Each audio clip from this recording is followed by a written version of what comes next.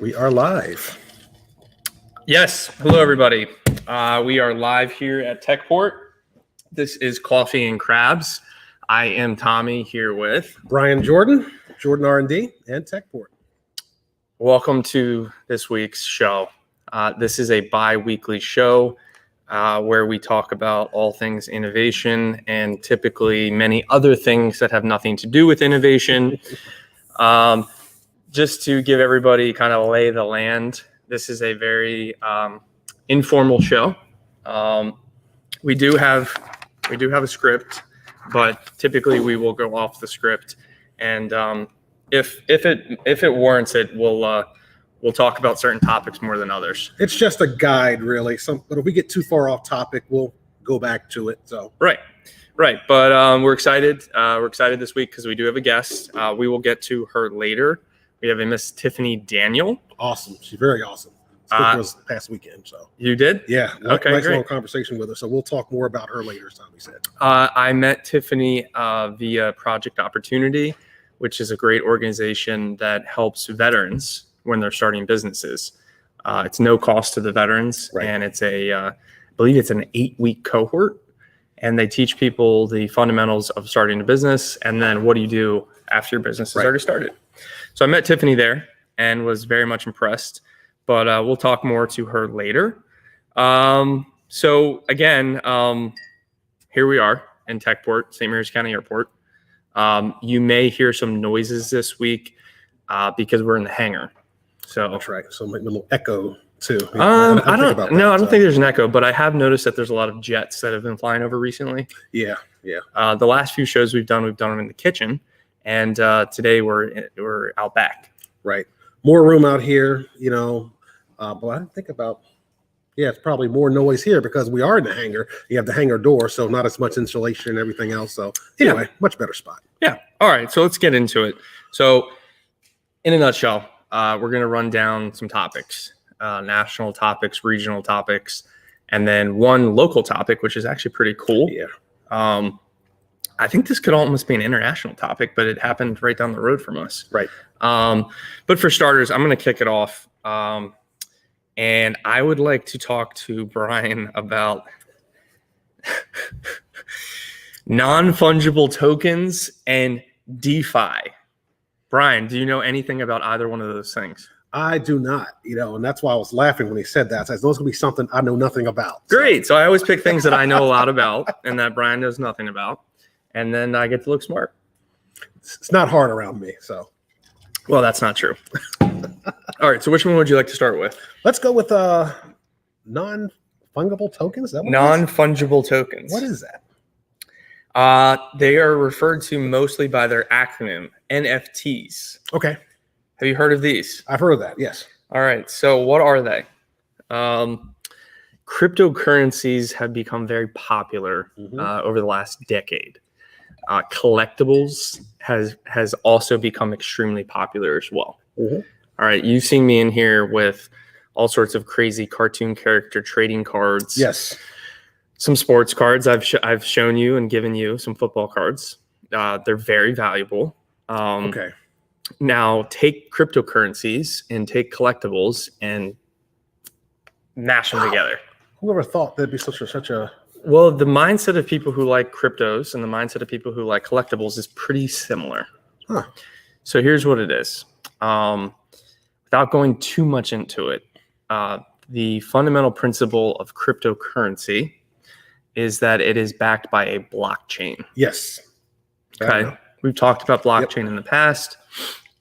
Long story short, blockchain is basically using a very precise network of computers and special algorithms to keep a very particular set of it's keeping track. Yeah. It's a ledger, essentially keeping track of transactions. Right.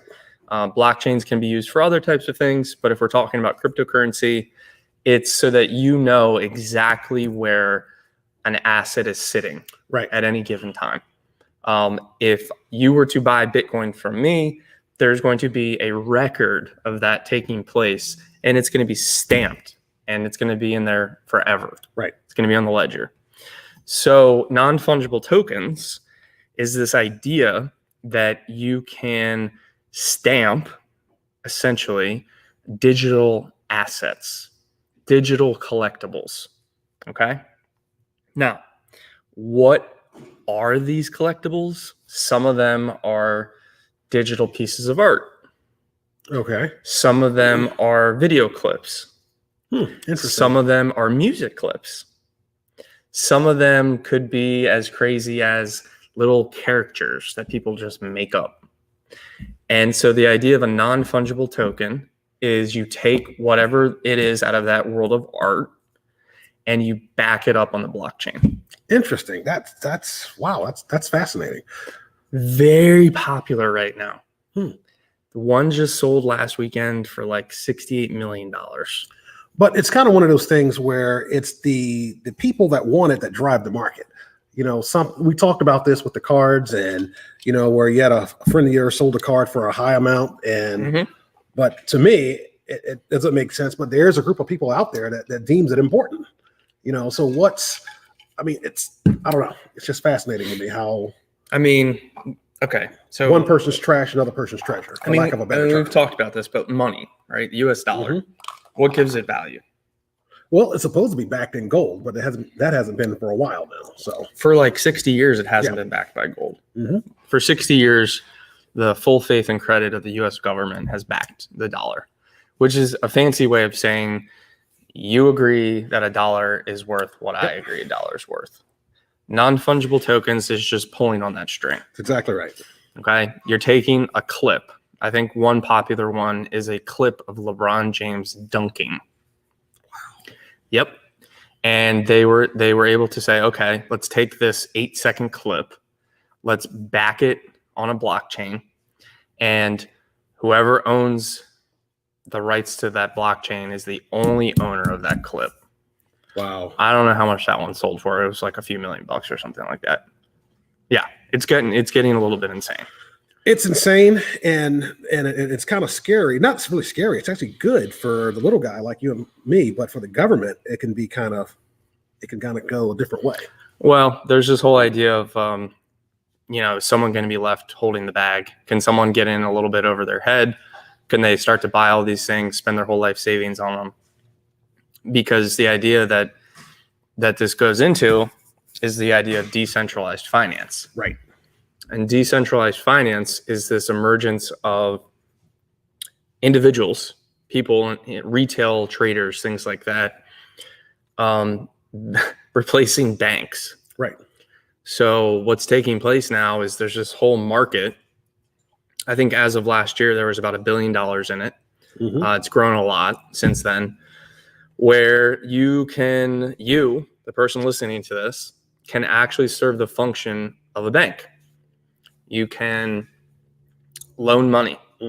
You can borrow money. But does that person have fiat capability where they can loan the money 7 times like a bank can? We can start a bank tomorrow and call it the Bank of Brian and Tommy, and we could loan it to Dominic and Matt and Tabitha and everyone else. Right. But do we have authorization to do what a bank does, where they can take that dollar and they can loan it out 7 times? So that's a great question. No, to a certain degree, but I'll give you an example. There's something called Tether. Okay. So if you look for the symbol, it's USDT. So US dollar T. And Tether is basically just a cryptocurrency that's 100% pegged to the US dollar. One Tether is worth more or less exactly $1. It fluctuates minimally, like very, very small, amounts.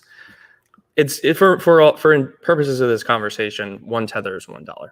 Okay.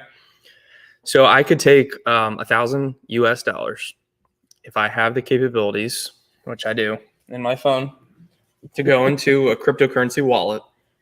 I could convert $1,000 US into 1,000 Tethers. I can, in fact, loan you that money.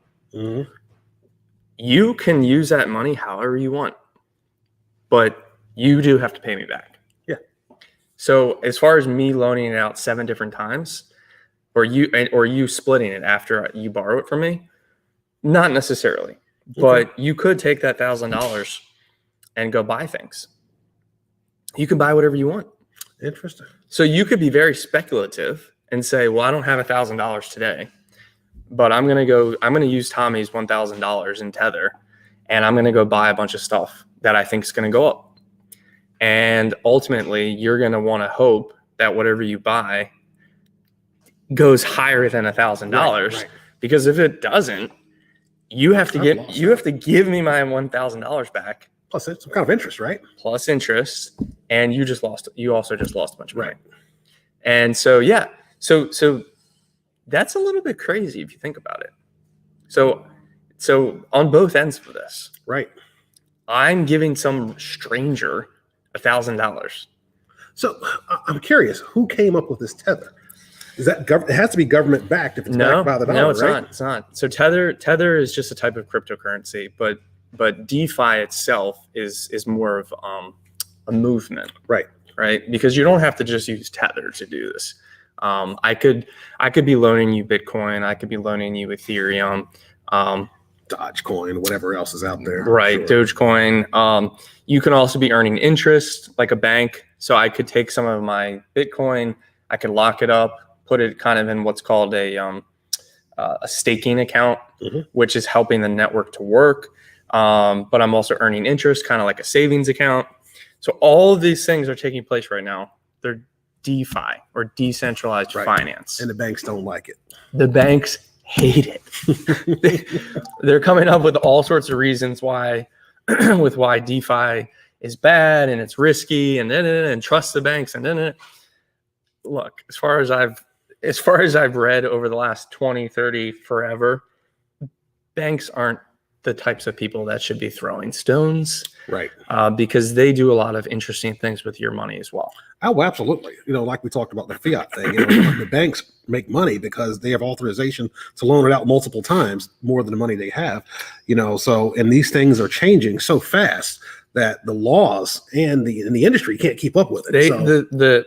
I'm sure the IRS is having nightmares over this, because that's a good thing. Well, yeah, but like for starters, they have to figure out how much cryptocurrency I have in my phone. And then they got to figure out, well, who did he loan money to and how much was the interest and on and on and on and on. Sure, they can't track it.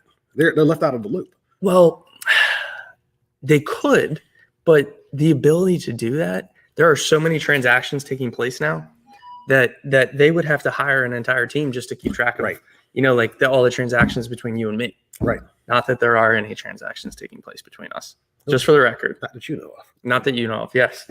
But that's DeFi. And so these are the principles of NFTs and DeFi. It all has to do with basically taking banking and removing some of these barriers to entry. Right. So that people like you and me can actually do the same functions as a bank. And one of the interesting things about that too, I was reading about, is it allows the little person more leverage to meander throughout this complicated system at the banks. Today, I forget the number. I was talking to my son about how many millionaires there are in the United States. I think it was something like, there was like 1 million millionaires in the US, and I forget how many billionaires there were, but it was more than ever before. And a lot of it was due not to just .com boom that happened years ago, but also this cryptocurrencies that came out, so it's allowing a lot more leverage, so it's really a good time to be alive. The one stat that I'll finish this topic on is this, to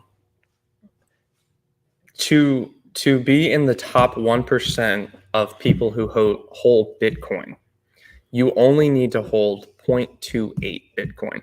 That's a lot of money, but right now Bitcoin is worth, what is it? One Bitcoin is about $52,000. It's closer to 60. Is it 60? Okay, wow. So to be in the top 1% of all holders of Bitcoin, you need to have 28% of $60,000. Wow. What is that? 6 times 2, that's 12. So yeah, 12,000. Like 17. What is that? 20% of 60? Yeah, it's about right. Yeah, right? Yeah. So it's like $18,000. Wow. Okay. It doesn't matter. Doesn't matter if 12, 17, doesn't matter. I don't have it. But the point that I'm trying to make is this. If you ascribe to the fact that that's the future of currency, right now is probably when you're going to want to get some. Oh yeah, because absolutely. if only holding 28% of one Bitcoin makes you 1% of the wealthiest Bitcoin holders in the whole world, there's going to be a huge parity in wealth that's going to take place. Well, there's a huge gap now between, there's a smaller gap between, there's some guy in New York City right now living in the gutter. There's a smaller gap between me and him than it is between me and Bill Gates. Yeah. So the gap between the middle class and the wealthy is huge, and the poor and the wealthy is actually very small. So, but yeah, I get what you're saying. We'll think about it like this. How many people have access to high-speed internet, then have access to a really nice cell phone that allows them to do these things, then has the patience to understand how to get onto a crypto exchange, then has the money to buy $17,000 worth of Bitcoin. Right. And my point is, if this is the way that we're going, that gap is going to get very, very wide. Before we leave this topic, I'll give you an example of how that gap is getting wider. I was at the barber shop maybe a few months ago, and I was telling my barber about stocks and everything else, and I was telling him, he didn't know anything about stocks. All he's heard of it on TV, and we talk. I said, yeah, you can do it on Cash App. He's like, what? He had never heard of that. Mm-hmm. And the last time I talked with him, last time I got a haircut about a week ago, this guy has put like thousands of dollars in the stocks. And now he's made all this money in the past few months. This is a guy who had never heard or knew how to invest in stocks. And now he's made over a couple $1,000s. Yeah. So it's growing by leaps and bounds. And I guess the final point on this should be, I'll admit to living in somewhat of an echo chamber, mm-hmm. right? So for me, when I hear, oh, you don't know that you can trade stocks on your phone? Like, what? Like, are you nuts? Right. Like, that's been going on for decades. A lot of people still don't know. But a lot of people still don't know. Here in the U.S., not even talking about people, overseas who don't have access to the internet. Absolutely. And so if there are people that do that, you should try to educate people. And like you did, I mean, hopefully it continues to go well for him. But at the same time, at least he now knows that that's an opportunity. Well, right now we're smart enough. He can read and he understands. And he was like, Brian, thank you so much. I had no idea you could do this. And I was like, oh yeah. Yep. So anyway, we can talk about this all day. So we got the next topic we have to talk about. Next topic, regional. Two things. Number one, Thursday is Maryland Day. Yes. Congratulations, Maryland. You are, I don't know, 400 something years old. 1634, right? Is that what it is? I think it was 1634. So we're like 390 years old or something? Yeah. I can't. Can't do it on my head. We've been here a very long time. I will get to this topic a little bit more later, but where we're sitting is the oldest part of Maryland. Right. So there have been people here for almost 400 years. Right. Which can be great, and it can also be a bad thing, but there's a ton of history with where we're sitting. We're sitting in St. Mary's County, Maryland. The original capital of Maryland was St. Mary's, and then it eventually moved to Annapolis. Yep. But 1680, 1690, something like that. Yeah, but happy birthday, Maryland. Your birthday is coming up on March 25th, as it does every year, which is on a Thursday this year. The other thing is the University of Maryland men's basketball team plays Alabama tonight in the second round of the NCAA tournament at 8:45, which I'll probably be sleeping by then, on TNT. Go Terps. The Terp women are playing, I believe, Mount St. Mary's. Oh. Yes. Unfortunately, I do not know what channel that's on, but I do know that they're playing, and I know that they're actually pretty good this year. Yeah, they are. Both teams. Well, yeah, Men and both teams are pretty good. Yeah. The men did a good job in the first round over the weekend, and they're playing Alabama tonight, which for me is fun because my sister lives in Alabama. I like to give her a hard time for living in Alabama. We'll just leave it at that. She's not a big gambler, but she's in Las Vegas today. Oh, wow. So I'm making her play some bets for me, only on Maryland, though. Okay, so this leads into the last topic for us before we bring in our guest. The last topic is, speaking of Maryland Day, there was an announcement made today. Thank you to our friend Matt, who tipped me off to this.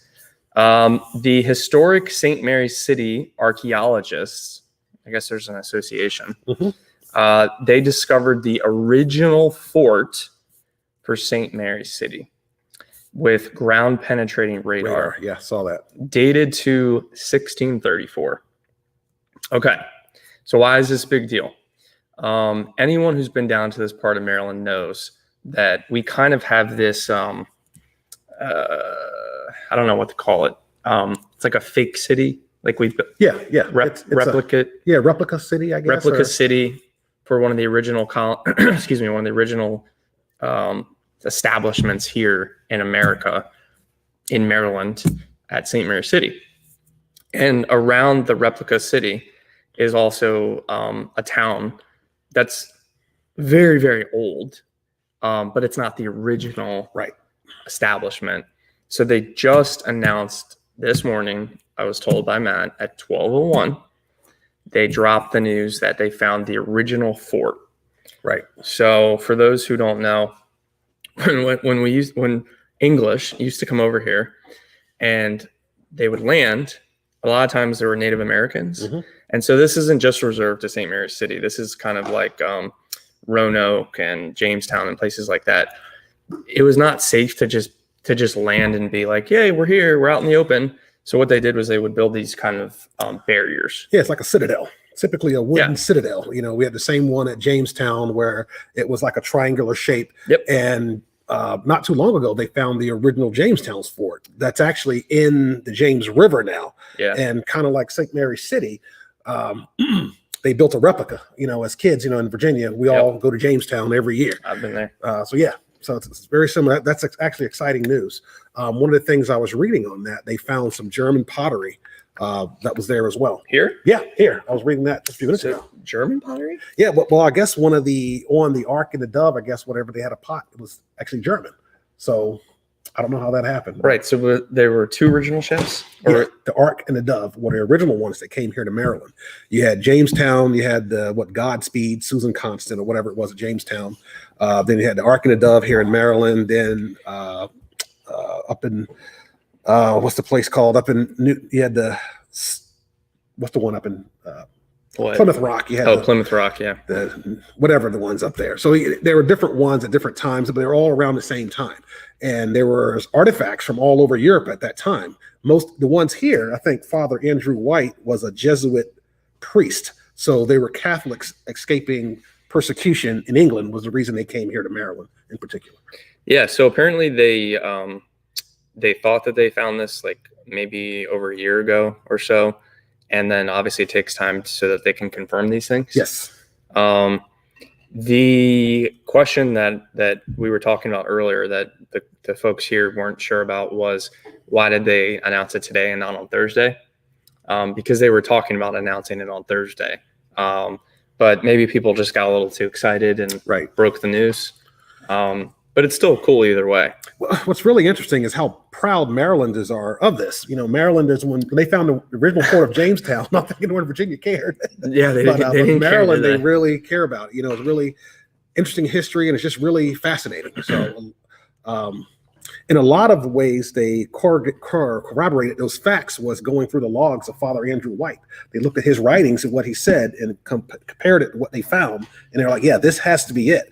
And they actually found through the ground penetrating radar, they actually found the citadel, the posts where they were actually in the ground. So that's awesome. Yeah, it's really, really cool. So speaking of history, shout out to Southern Maryland Loves You for doing an awesome fundraiser with Tobacco Barn Distillery. Where this bottle is from. Mm-hmm.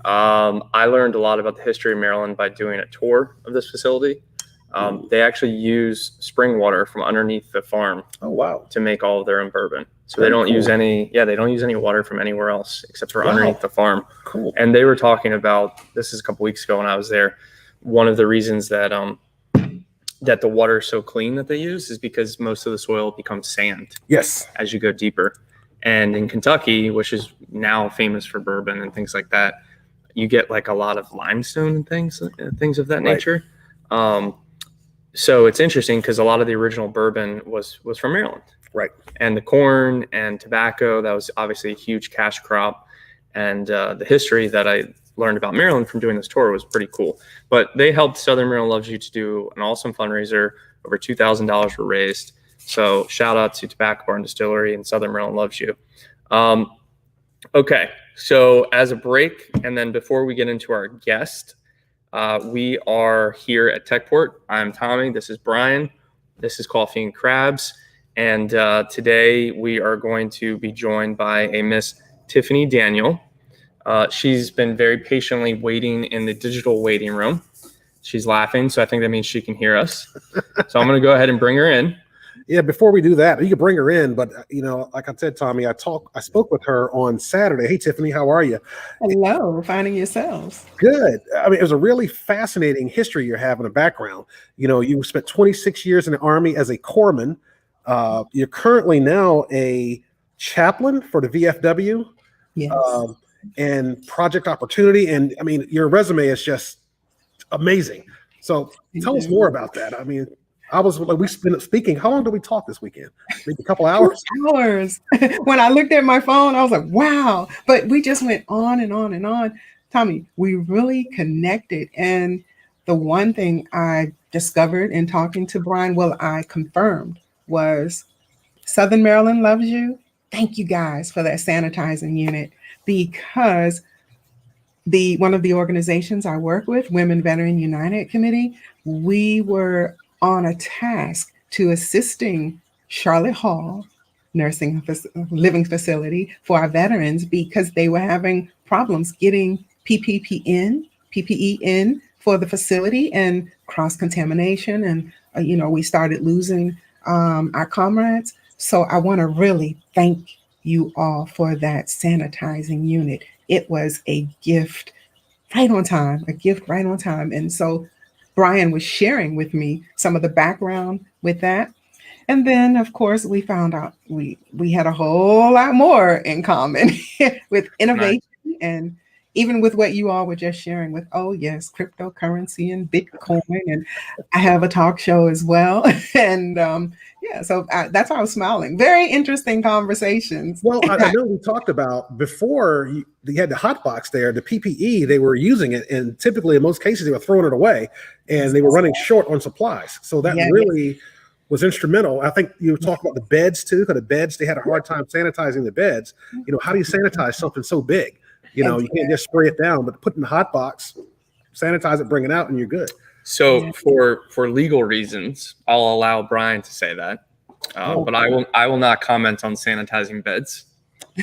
I will only comment on sanitizing N95s. Okay. Well, however, what people decide to do with their hot boxes is up to them. Oh, I'm sorry. And the science, no. And the science is it's still being worked on. But so the N95s, we love to talk about that. We love to help our veterans, especially at Charlotte Hall.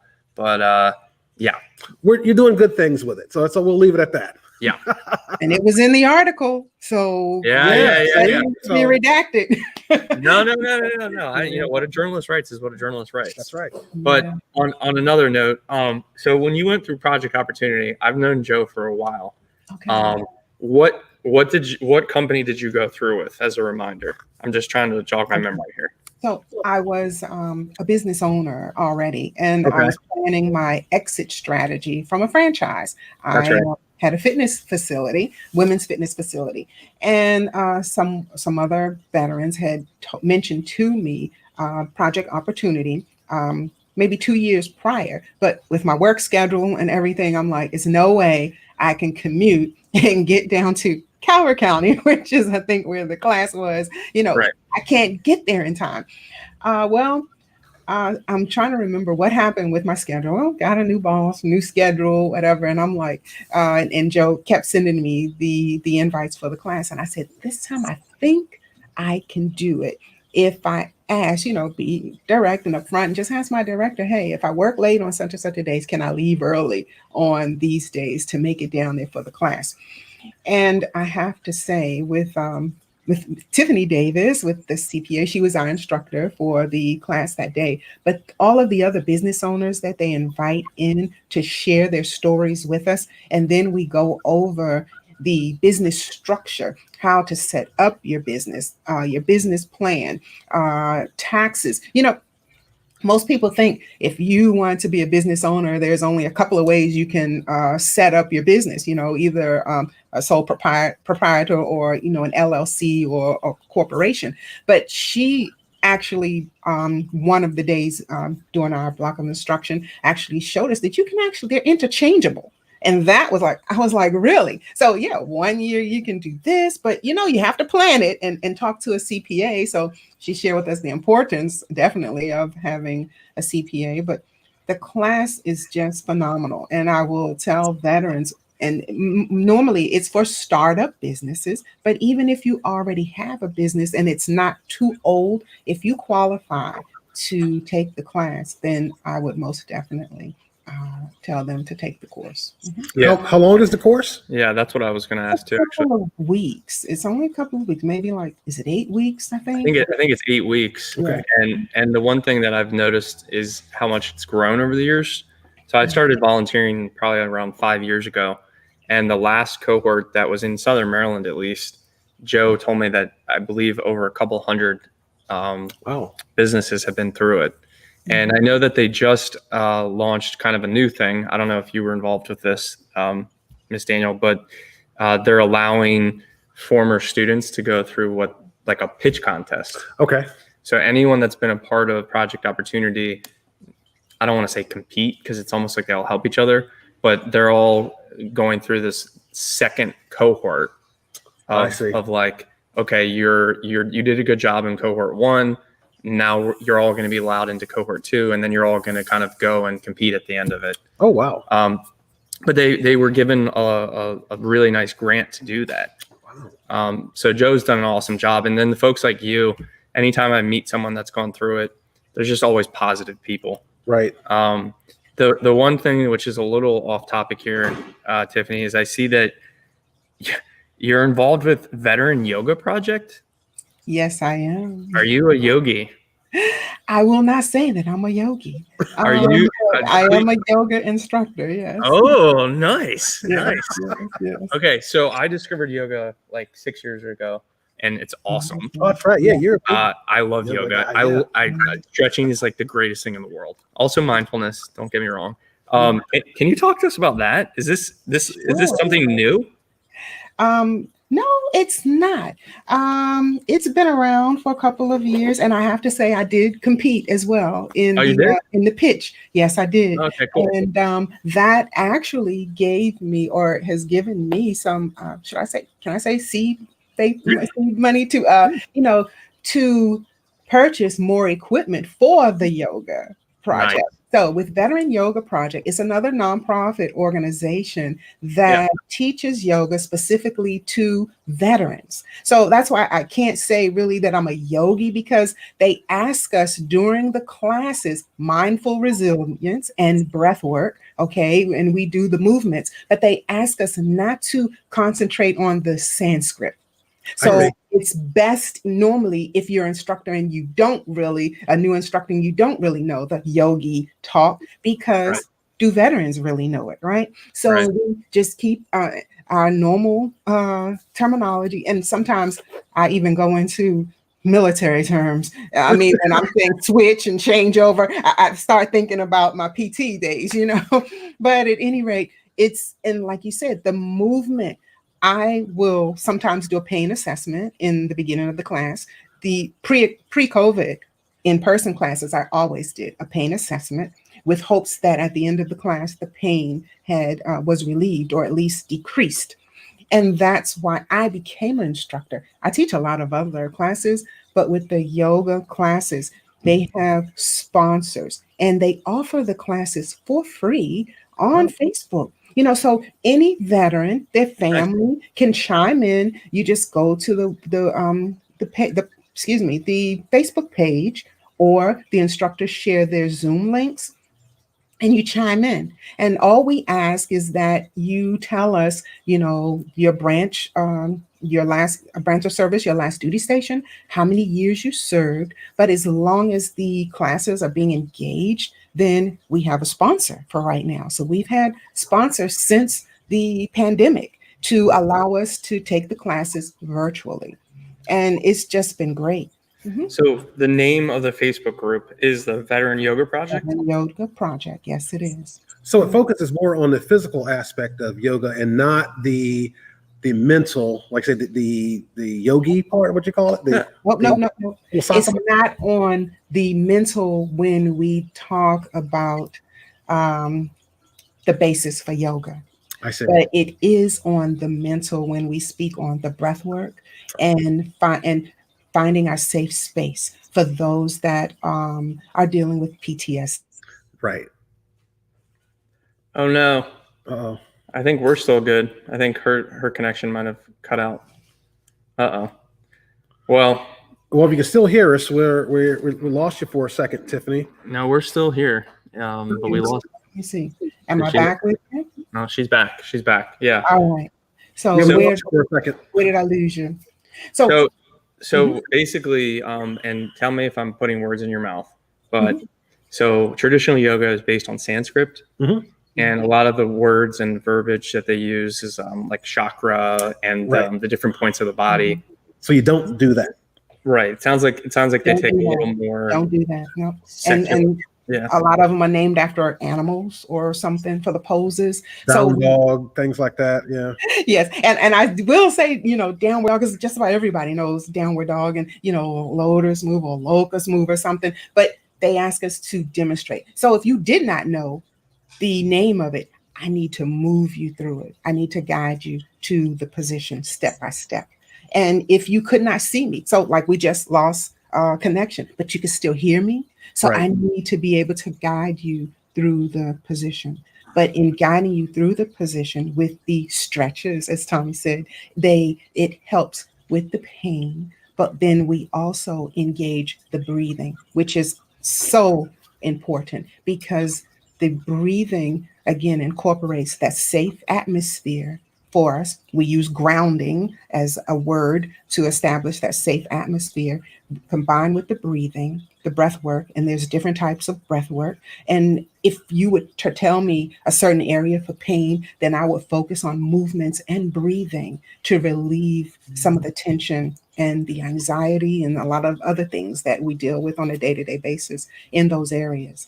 But that's why you add the resilience to it as well, because at the end of the course, it still allows you to stay focused and stay on track. But, resilient, like the palm tree, we get beat up, but yet we bounce right back. And that's the whole purpose of the course there. That's truly amazing. As a veteran and, going overseas, playing in the sandbox, seeing a lot of things I shouldn't have seen. We're always taught, like say, when you get angry and things happen, you breathe, count to 10 and breathe, So that being said, I guess I'll have to take some yoga classes because that's not something I consider. And hearing Tommy talking about how it did wonders for him, I think there's some issues I'm working out that maybe I should take some yoga as well. Hey, my family. Go ahead. I'm sorry. It's different for everybody, but I think the breathing aspect of it is huge because the physical positive effects of that go beyond just the mental ones. If you learn to breathe properly, you're just going to be healthier overall. Wow.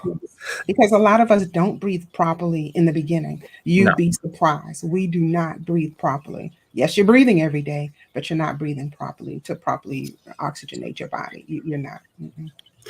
I find very few people that have, in my opinion, that do what they're meant to do. This is like everything you do is based on your personality, and it just fits well from your medical background to your yoga instruction, and even as a chaplain for the VFW. I mean, it's just amazing to kind of. I feel good talking to someone that's living their dream. It seems like that's awesome. Yeah. Now, tell me more about the VFW as a chaplain. I didn't know the VFW had chaplains. Yes, well, a lot of people think that the chaplains we're not. Certified chaplains for the VFW. It does not require that, but there are positions for chaplains. As you know, back during the Civil War, there were chaplains there, and everyone was not a minister. But what I do ask during orientation, as the chaplains decide to step into those positions, I do ask that they ask their faith base, and I do ask, and any denomination, but I do ask what their commitment, their level of commitment is.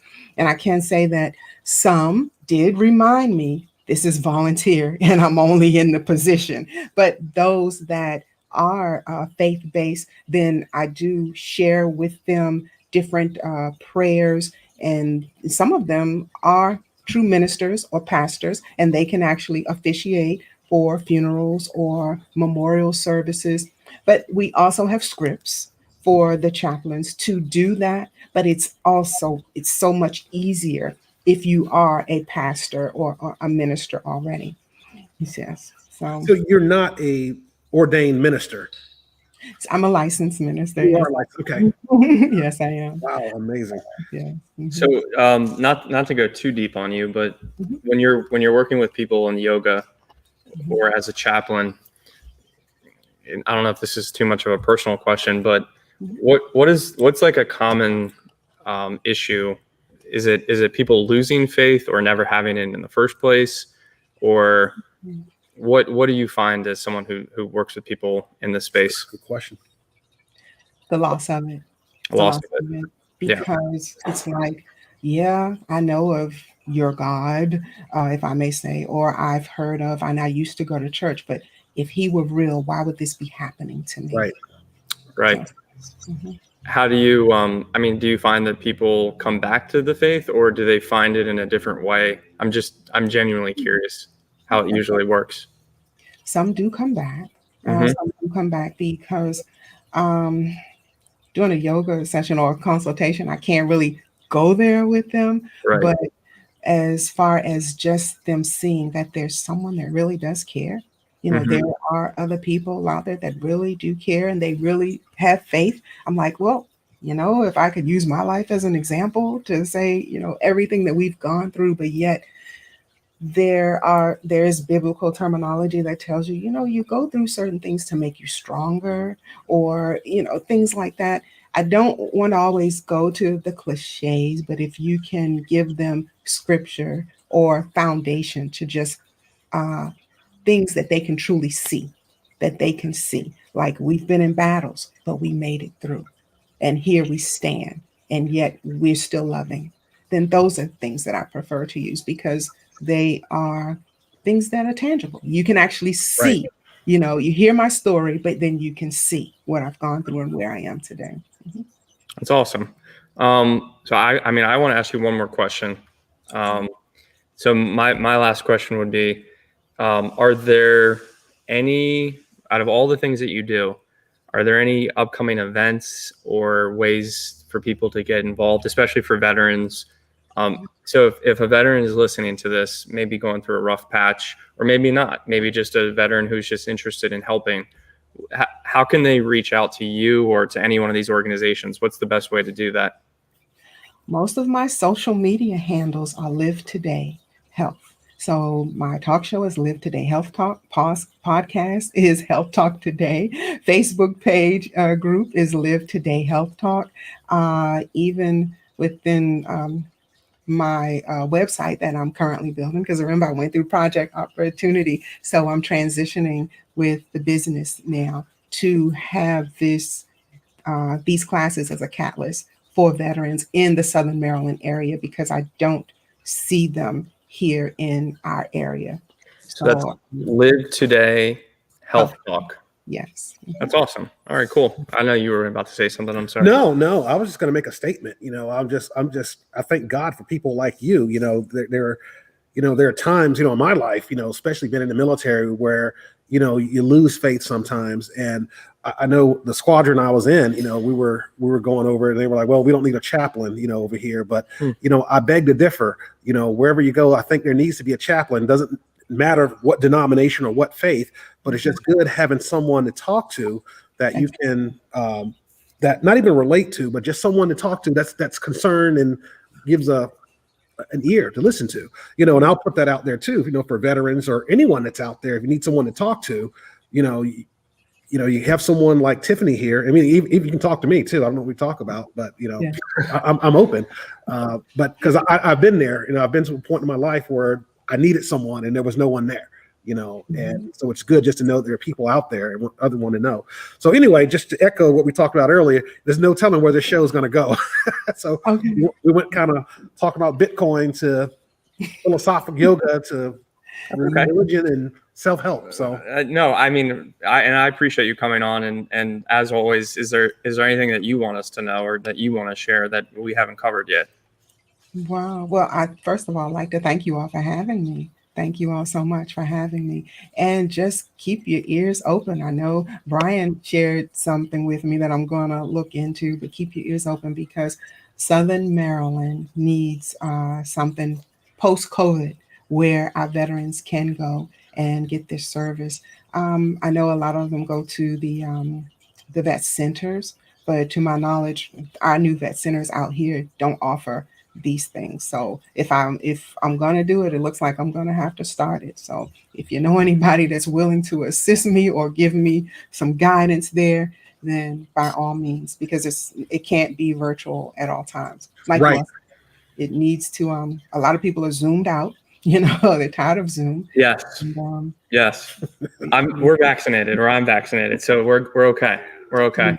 But yes, I think as people start to get vaccinated, they need to go back to real life interaction. That's for sure.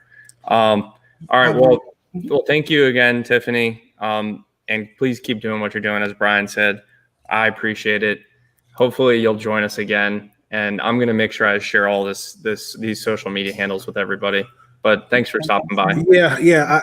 I got to say one more time, we really appreciate, I forget the numbers, but I think it was like 5 veterans a day commit suicide, or whatever it is, but it's a high number and one is too many, and in most cases, a lot of these people just don't know where to turn to, so I was in the VA not too long ago and I ran into a kid. He was a kid then, he was local high school. He joined the Army, had some things happen to him and saw him at the veteran home and he ended up crying and we're talking. He's like, I had no one to talk to. And I'm glad I saw you. I didn't know you were a veteran. I said, yeah, I'm a veteran.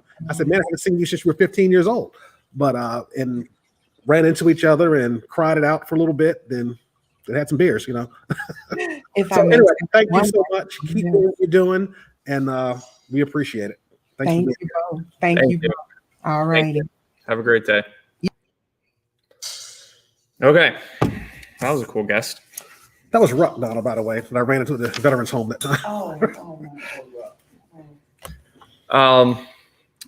She was awesome. Yeah, that was great. That was good. Yes, we went a lot of different places today, but I'm going to just remind everybody one more time how they can reach out to Tiffany. Live Today Health Talk. Yes. One of the things that I'll do when the camera's off is I'll go find the actual handles. Okay. And I'll put them in the comments of this video. And then if there's any veteran, even if it's just one that we can help that saw this, that'd be awesome. Well, not just veterans, anybody. If you're going through anything, you don't have to be a veteran to need help. Trauma strikes all of us, so if you need a place to go or someone to talk to, call us. Again, we can talk about Bitcoin or something, or I don't know, the price of tea in China, but sometimes you just want someone to talk to. Yeah. If you don't, we don't have to talk about some deep stuff. If you want to talk about Ethereum and Maryland Day and why Alabama's terrible at basketball and Maryland will beat them tonight, that's fine too. All right. That's all I got. We'll be back in 2 weeks. We don't know who our guest is going to be yet. Hopefully we'll have someone as interesting as Tiffany. Yeah. She was really good. She was really good. And anything else from you? No, that's it. So thanks again, Tommy. This is good. All right. Well, thank you everybody for tuning in, and we will see you back in 2 weeks. See ya. Take care.